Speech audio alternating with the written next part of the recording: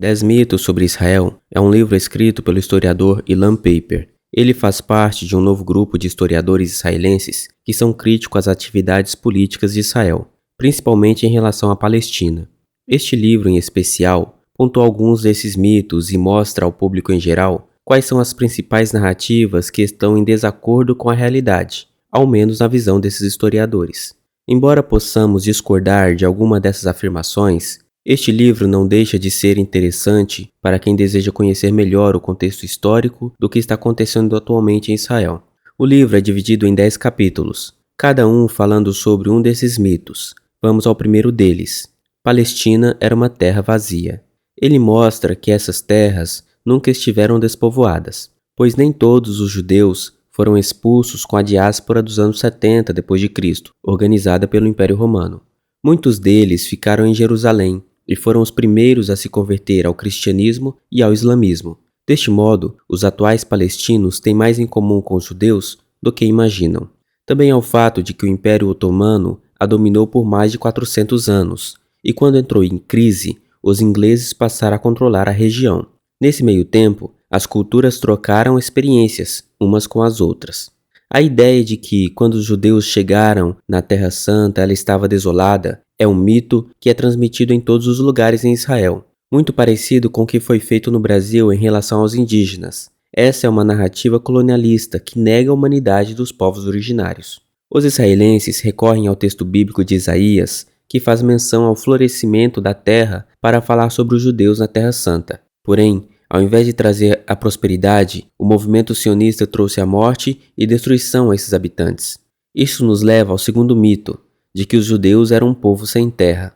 Aqui o autor faz distinção clara entre sionismo e judaísmo. O autor repete a afirmação do historiador Shimon Sandi de que Israel foi uma invenção dos sionistas cristãos, e a criação de uma comunidade judaica foi uma forma política do Ocidente barrar o crescimento islâmico no Oriente Médio e manter influência nessa região. O anglicanismo, religião oficial da Inglaterra, teve um papel importante na construção desse mito, pois a ideia de que os judeus voltariam a habitar a Terra Santa é uma crença cristã que serve como preparação para a volta de Jesus. Complementando o cenário religioso e político, está o contexto da Guerra Fria. Aumentar as zonas de influência em diversas partes do mundo era uma forma de se fazer política internacional. Por isso, tanto os Estados Unidos quanto a Inglaterra financiaram a criação do Estado de Israel e bancaram politicamente as outras nações a seguir o seu exemplo. Neste contexto, as imagens terríveis do Holocausto foram usadas como propaganda política pelos sionistas, aclamando a opinião pública para apoiar seu projeto, em detrimento, obviamente, aos povos palestinos que viviam na região. O autor diz que é completamente aceitável que as pessoas inventem mitos sobre si mesmos. Afinal, uma nação só se torna poderosa e influente baseada na visão positiva de si mesma. Porém, estes tornam inaceitáveis quando gera o genocídio, a limpeza étnica e a opressão, semelhante ao que está acontecendo hoje na Palestina. O terceiro mito diz que sionismo e judaísmo são a mesma coisa. Ao longo de todo o texto, o autor mostra que sionismo, Israel e judaísmo não são a mesma coisa. Confundir propositalmente esses termos é uma forma de disseminar os mitos apresentados pelo corpo político e ideológico de Israel. O sionismo é um movimento político e não religioso. Israel é um país secular, como qualquer outro, e o judaísmo é uma religião milenar, que deve ser respeitada como tal. Judaísmo não é política e vice-versa. Quarto mito: sionismo não é colonialista. O autor aponta que há semelhanças do colonialismo feito pelos europeus e o colonialismo empreendido pelos sionistas. Havia e ainda há uma lógica de eliminação dos antigos habitantes da terra. É a antiga lógica de matar em nome de Deus, da fé e da religião. Neste ponto, há similaridades do sionismo com o que ocorreu e ainda ocorre em outras partes do mundo. O próximo mito apresenta a ideia de que os palestinos deixaram voluntariamente sua terra natal em 1948. Parece óbvio que não foi voluntário. Houve uma guerra e constante expulsão. Mas a narrativa que se empreendeu diz que houve uma transferência voluntária, onde os palestinos saíram de suas casas e foram para a faixa de Gaza por livre e espontânea vontade. O ato de tomar posse do local e expulsar seus habitantes foi algo sistêmico e empreendido violentamente pelos sionistas. Isso nos leva ao próximo mito, de que a guerra de junho de 1967 foi uma guerra inevitável. Neste capítulo, o autor entra em mais detalhes políticos e mostra a participação de cada país envolvido nessa guerra. Ela também é conhecida como Guerra dos 6 Dias e envolveu Israel e vários de seus vizinhos árabes, incluindo Egito, Síria e Jordânia.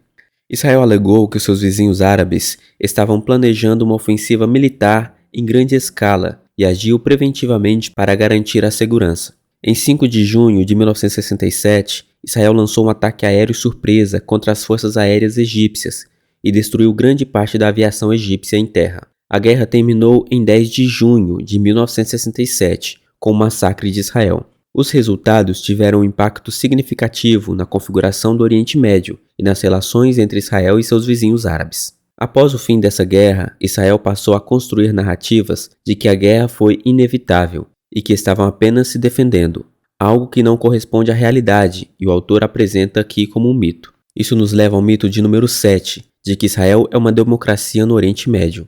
O autor mostra que Israel não é uma democracia, como dizem ser. Para ele, Israel é uma etnocracia, pois os direitos de propriedade e participação política não são estendidos a todos, mas apenas aos judeus. Ou seja, os direitos das minorias não são respeitados, logo não pode ser uma democracia. Ainda hoje, palestinos e islâmicos não têm o direito de ter propriedades em Israel, mesmo comprovando sua idoneidade. Se quiser residir em Israel, quando isso é possível, a propriedade fica vinculada ao Estado, podendo ser confiscada a qualquer momento. Na medida em que o livro vai avançando, os temas abordados pelo autor vão ficando mais complexos. No capítulo 8, por exemplo, ele apresenta os mitos de Oslo. O Acordo de Oslo refere-se a um conjunto de acordos assinados entre Israel e a Organização para a Libertação da Palestina, na década de 1990. Esses acordos consistiram em um processo de paz que começou em 1993, com negociações secretas em Oslo, Noruega, e culminou com a assinatura de vários documentos entre Israel e a OLP. Seu principal objetivo era estabelecer um quadro para a autodeterminação dos palestinos e a criação de uma autoridade palestina com controle limitado sobre certas áreas da Cisjordânia e faixa de Gaza. Embora esses acordos se mostrassem como um caminho para resolver as disputas territoriais e políticas entre israelenses e palestinos, para o autor serviu como forma de mascarar a missiva colonialista dos israelitas, que continuou com o passar dos anos, mesmo após a assinatura dos acordos de Oslo. Para o autor, Israel aceitou negociar esses termos de paz apenas porque esse era um pré-requisito para ter cadeira permanente na ONU. Israel nunca desejou e não quer a paz, quer que a guerra continue, pois isso legitima suas ações contra os povos palestinos. O próximo mito, referente ao capítulo 9, é o que eu considero mais problemático, pois fala dos mitos de Gaza. Para ele, a morte de Arafat, em 2004, abriu um vácuo de liderança entre os palestinos, dando espaço para o crescimento do grupo terrorista Hamas. Neste capítulo, ele apresenta o Hamas como um movimento de libertação legítimo, porém, tendo a discordar dessa afirmação, haja vista as ações terroristas desse grupo. Os erros dos sionistas não podem justificar os erros dos palestinos. Já caminhando para o último capítulo, ele trabalha com o seguinte mito, de que a criação de 2 estados é o único caminho a seguir. O autor questiona a possibilidade de 2 estados, considerando a impossibilidade da soberania dos palestinos. Como pode haver 2 estados se tanto a Cisjordânia quanto a faixa de Gaza estão geograficamente sob o domínio israelense? Em conclusão, pode-se dizer que este livro é de fácil acesso aos interessados no tema de Israel, apresentando temas polêmicos que ainda carecem de mais debates.